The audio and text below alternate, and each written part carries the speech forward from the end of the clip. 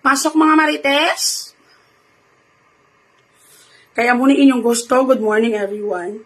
So, kagabi nahubog naman silang ganyan because I had a good night with friends. Isang kagrupo.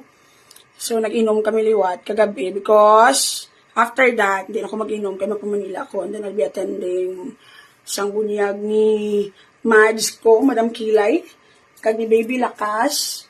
So, hindi lang kami kainom, hindi kami kita na 1 week. Kaysa 14 ko malakad. Ma-stay ko sa Manila for 7 days. Para dala naman lang dayon, relax and all. So, nahubog ko kagabi, I'm sorry. And therefore, I conclude, wala na tasok matanay, kaya kabalo ka man kahihuyanan naman ang yatag ko sa akong pamilya.